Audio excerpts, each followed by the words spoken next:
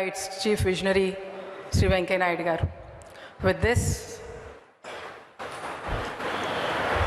I now take this opportunity to request Swarna Bharat Trust ki Spurti Pradata Anni Aina మా నాన్నగారు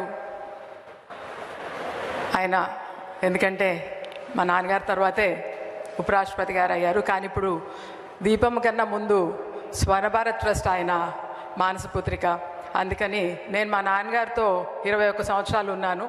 ఇప్పుడు స్వర్ణ Bharat trust కూడా 21 సంవత్సరంలో అడుగుపెట్టింది. కాబట్టి అందుకనే స్వర్ణ భారత్ ట్రస్ట్కి అన్నీ తానే అని అన్నాను. ఆయన భారత ఉపరాష్ట్రపతి గౌరవనీయులు శ్రీ ముప్పవరపు వెంకయ్య నాయుడు గారిని మనల్ని ఉద్దేశించి మాట్లాడవలసిందిగా కోరుతున్నాను.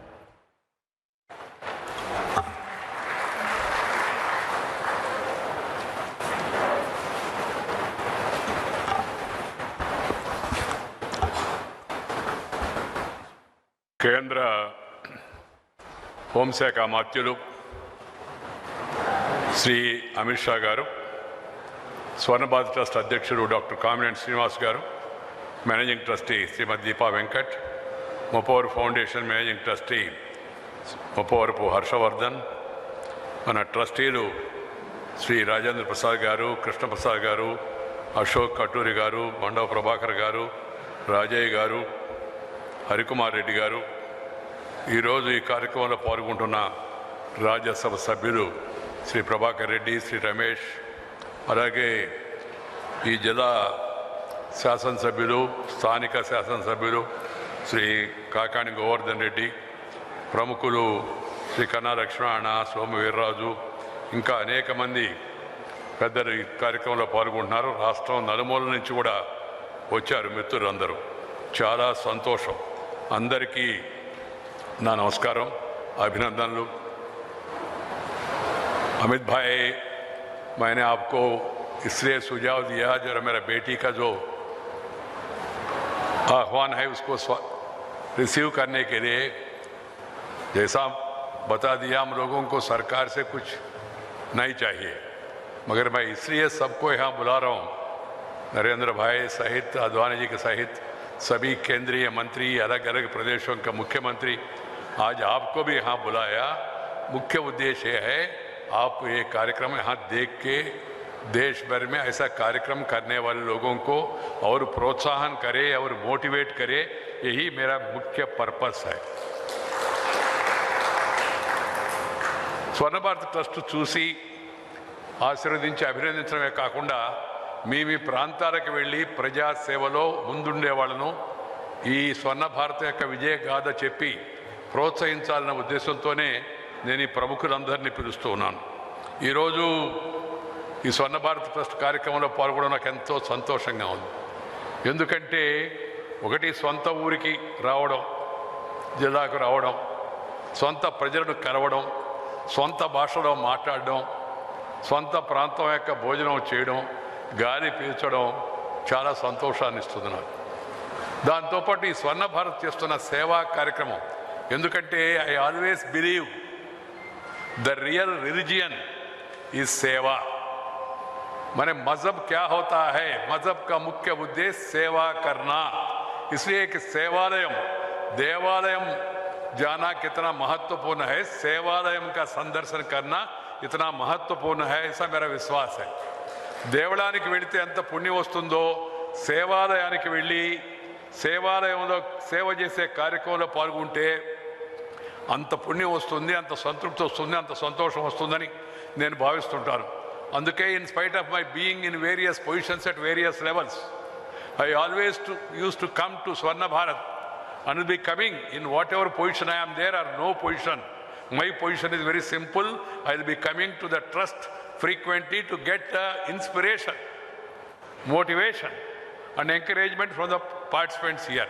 ఇక్కడికి వచ్చి పెద్ద పదవిలో ఉన్నా లేకపోయినా, పై పదవికి వెళ్ళినా వెళ్ళకపోయినా, ఏ పదవిలో ఉన్నా ఏ పదవిలో లేకపోయినా జనం దగ్గరికి వచ్చి సేవా కార్యక్రమంలోనే పాల్గొంటూ ఉంటాను అని మీ అందరికి కూడా ఈ సందర్భంగా నేను మనవి చేస్తూ ఉన్నాను. గ్రామీణ పట్టణాల మధ్య అంతరం తగ్గాల. We must reduce the divide between urban and rural areas. Very important for the government, important to the people and for all of us. Second, we must focus more and more on agriculture, on farmers. మన ముఖ్యంగా గ్రామీణ పైన వ్యవసాయదారుల పైన రైతుల యొక్క సంక్షేమం పైన ఎక్కువగా దృష్టి పెట్టాలా, వాళ్ళకి మనం సహకరించాలా. ఎందుకంటే వాళ్ళు మనకు అన్నదాతలు. Agriculture is basic culture of our country, so we have to focus enough attention.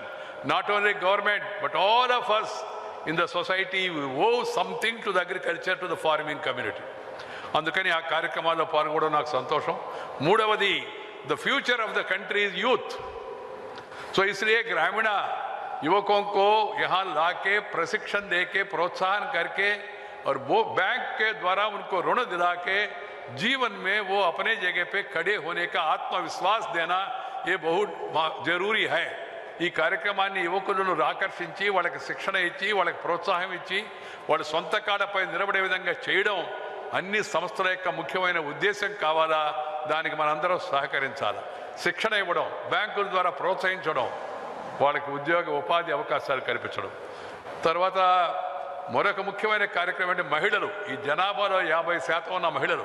స్వాతంత్రం వచ్చిన తర్వాత కొంత పురోగతి వచ్చింది, ఇంకా పురోగతి రావాల్సి ఉంది. చదువు విషయంలో, వాళ్ళకి ఆస్తి విషయంలో, వాళ్ళకి గౌరవ విషయంలో మనం దేశం ఇంకా ముందుకు వెళ్లాల్సి ఉంది.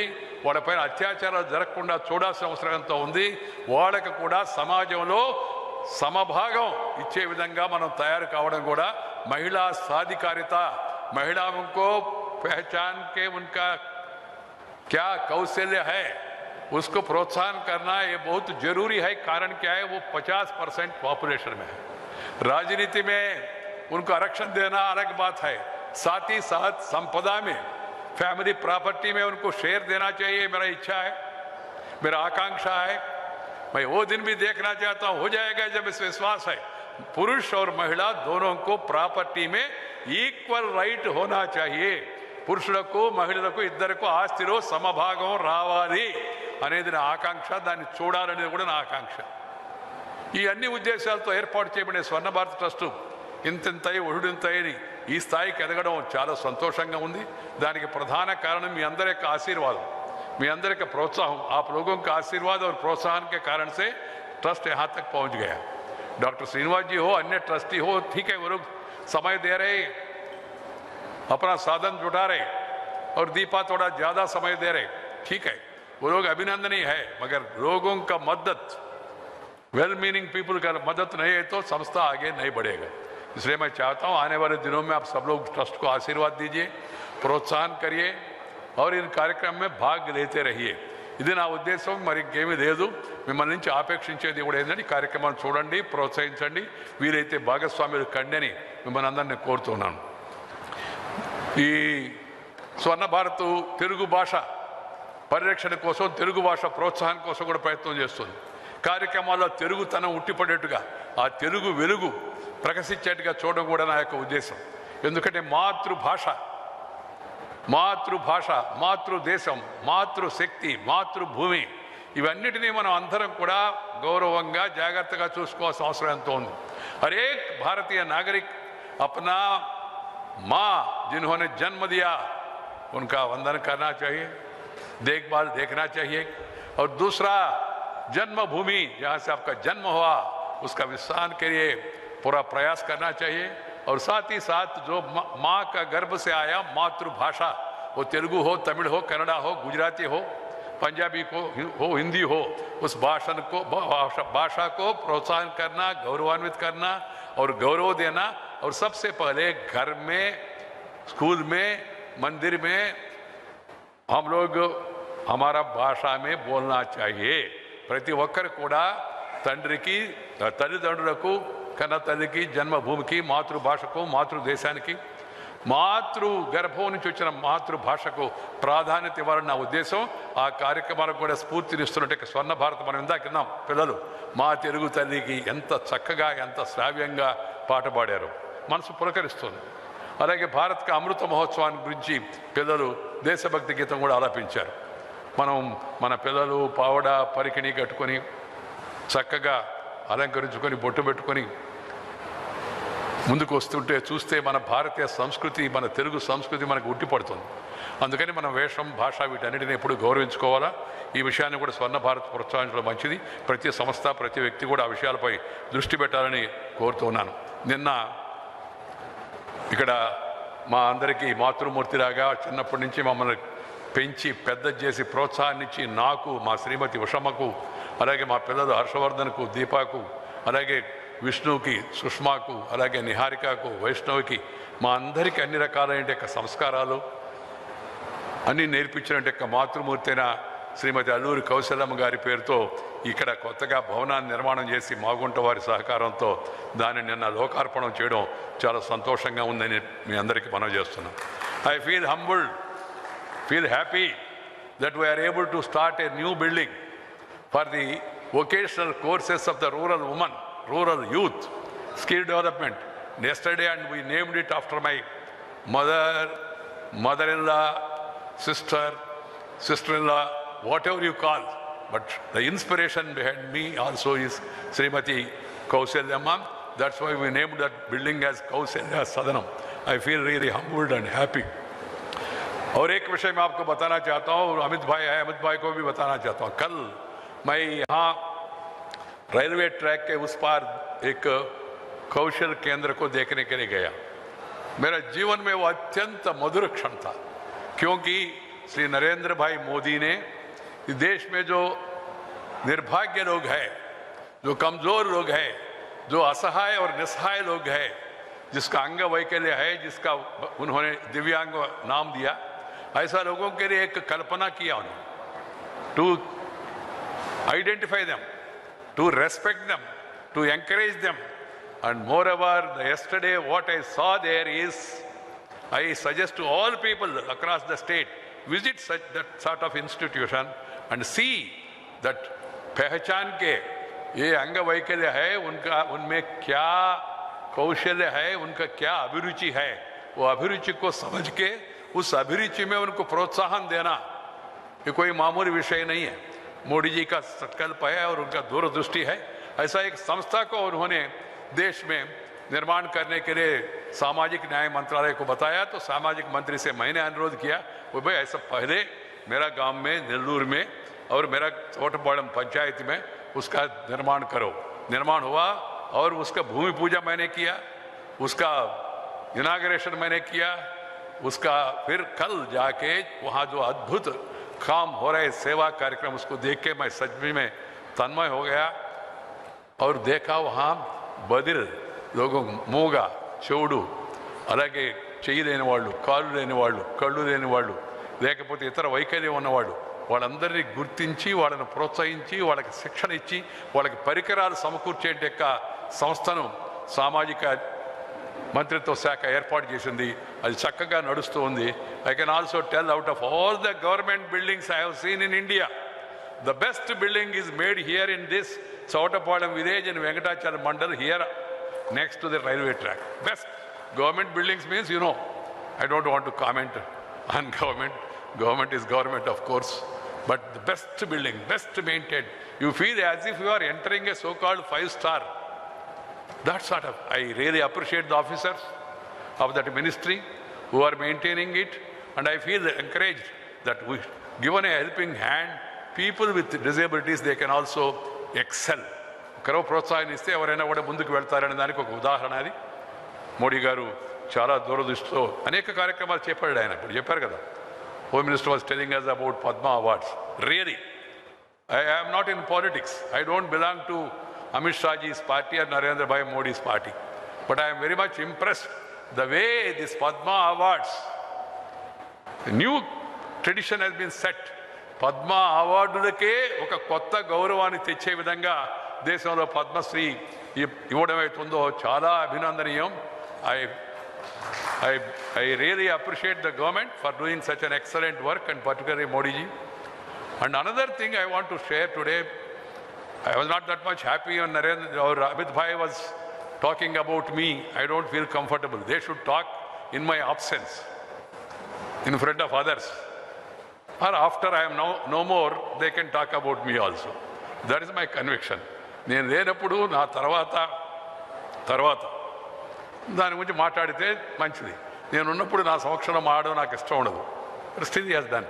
I can tell one thing, I'm very happy to be presiding over Rajya Sabha, particularly when Article 370 abolition was taken up in Rajya Sabha. It was a moment in my life. It was my life ambition and mission from the beginning that Kashmir is an integral part of India. Bharat Deshala Kashmir kuda antarbhagamu. Daniki malla కామాలు, దానికి మళ్ళా అనుమానాలు, question మార్కులు ఉండకూడదు. Kashmir is an integral part of India. Each inch of Kashmir belongs to India and they are equal citizens. That is the conviction. Since my childhood, he was giving an example also. How I responded to one person who said that you belong to Kashmir, you are talking about Kashmir. Kashmir గురించి ఎందుకు మాట్లాడుతున్నావు అంటే నాకు వెంటనే అనిపించింది, నీ కాళ్ళలో దెబ్బ తగిలితే, రెండో కంటిలో దెబ్బ తగిలితే నీ కన్నుకు ఎందుకు అనిపిస్తుంది, ఎందుకు చూడాలా, ఎందుకు వంగాలా, ఎందుకు ముళ్ళు తీయాలా కాళ్ళు ముడుగుచ్చుకుంటే, ఎందుకంటే దేశం అంతా ఒకటని.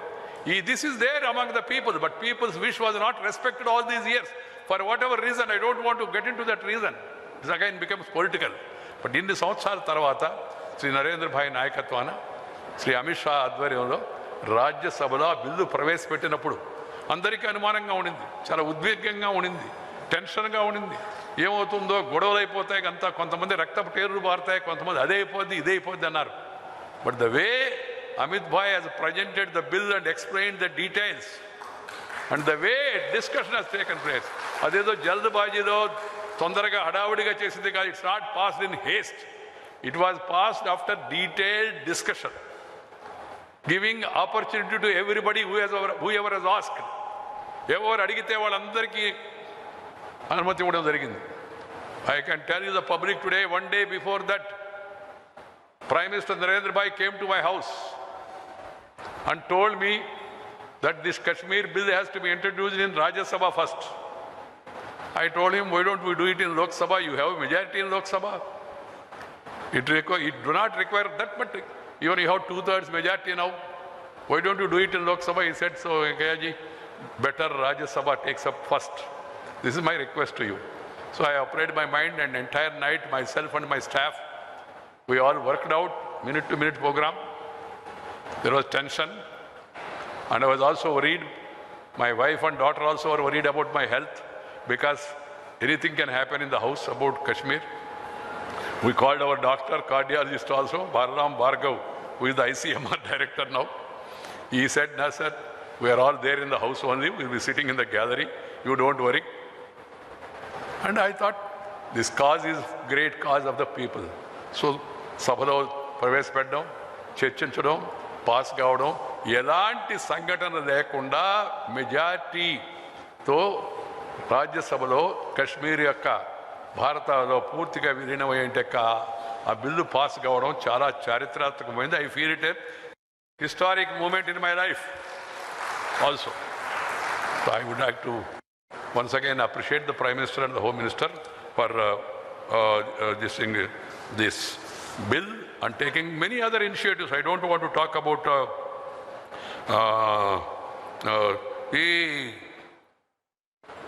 there was joy across the country.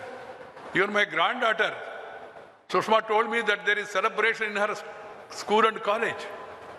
People were expecting that 370 should go, but leaders were not ready.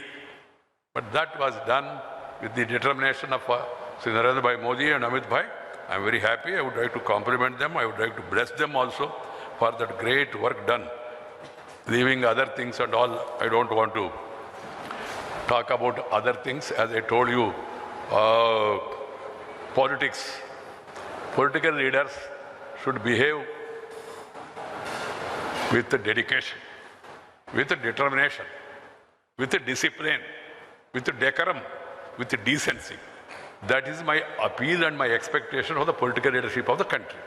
BJP, Congress, Communist, YSR, Telugu Desam, or any Desam for that matter, all Desavasis, politicians, they must all follow discipline, dignity, decency and decorum in public life.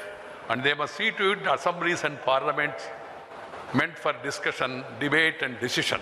discussion, debate and decision. I hope that politicians will realize that importance to maintain that, and I'm happy to share some of my thoughts with you all people today. Before I conclude, I don't want to give a big speech because I have been coming. It's a gap after 2 years. Amit Bhai, I have come to my place. Never it happened in my life. Every 3 months I used to come to Nellore. Even when I was party president and I was minister, rural, urban, whatever it is.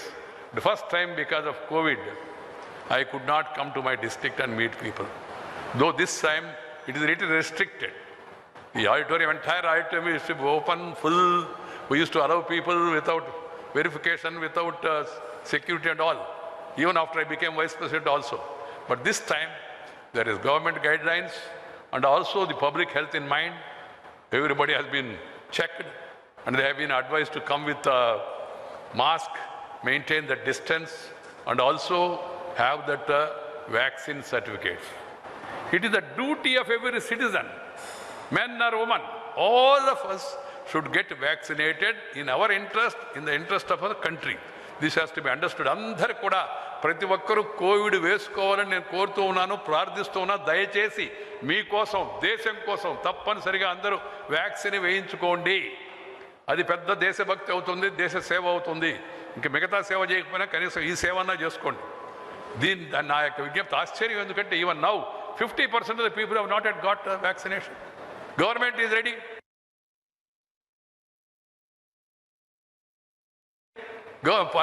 Modi ji declared it's free.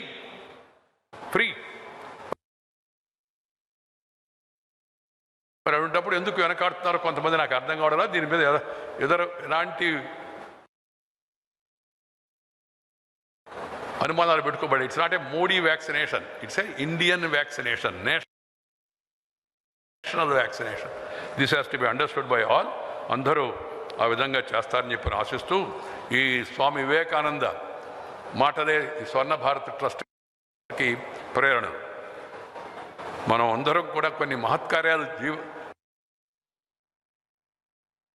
సాధించడానికే జీవించామని విశ్వసించండి. బలం, శక్తి మీలో ఉన్నాయని గుర్తుంచుకోండి.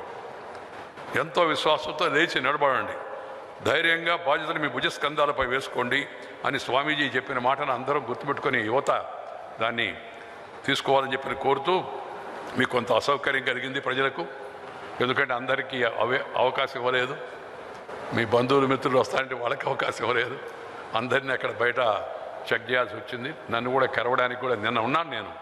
Yesterday I was meeting people throughout, but at the same time there was some restriction on that also. Please keep that in mind. అది వేరే విధంగా తీసుకోవద్దని చెప్పని అందరినీ కోరుతున్నా. పత్రికా మిత్రులతో కూడా నేను చాలా స్వేచ్ఛగా కలిసేవాడిని.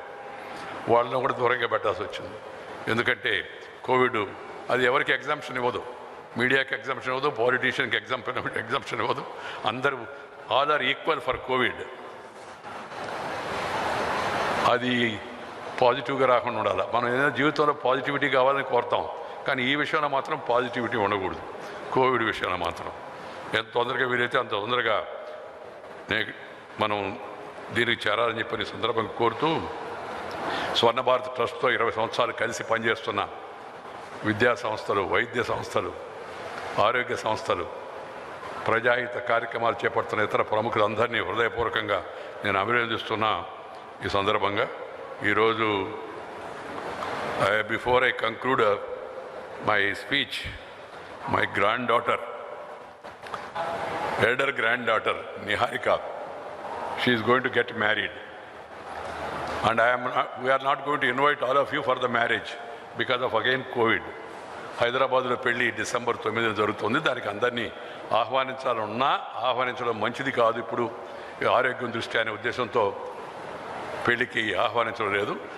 పెళ్ళి జరగబోయే పెళ్లి కూతురు కాబోయే పెళ్లి కొడుకుని ఈరోజు నెల్లూరుకు రమ్మన్నాను నేను. వాళ్ళు వచ్చారు. మీ అందరికీ పైనుంచి, వేదిక పైనుంచి నమస్కారం పెడతారు. మీరు ఎక్కడి నుంచి ఆశీర్వదించవలసిందిగా మిమ్మల్ని అందరినీ కోరుతా ఉన్నాను. మీకు అనిపించవచ్చు చంద్ర వివాహానికి రావద్దని చెప్తున్నారు నాయుడు గారు అని చెప్పని. ఆరోగ్యం దృష్ట్యా దాన్ని పాటించడం మంచిది. ఈరోజు మా నిహారిక పెద్ద మనవరాలు పెళ్ళి సందర్భంగా నిహారిక ఆమె యొక్క కాబోయే ఇంటి యొక్క జీవిత పార్ట్నర్ అయితే ఉన్నారో రవితేజ. ఈ అబ్బాయి బోస్టన్లో ఎంఎస్ చేసి ప్రస్తుతం ఆర్టిఫిషియల్ ఇంటెలిజెన్స్లో కృత్రిమ మేధస్సులో స్టడీ చేస్తున్నాడు. కొంతకాలానికి మళ్ళీ తిరిగి వచ్చేస్తాడు భారతదేశానికి. ఎందుకంటే నా అభిప్రాయం మీ అందరికీ తెలుసు. Go land earn and return, everybody has to follow that. ప్రతి ఒక్కరు మాతృదేశానికి రావాలా, వచ్చి మళ్ళీ ఈ దేశానికి కొంత సహకారం చేసుకోవాలా. ఈ సందర్భంగా వాళ్ళిద్దరిని మీ ముందు my granddaughter Niharika, Raviteja. My granddaughter want to make a small announcement, not political or otherwise, small announcement. She will make that announcement now.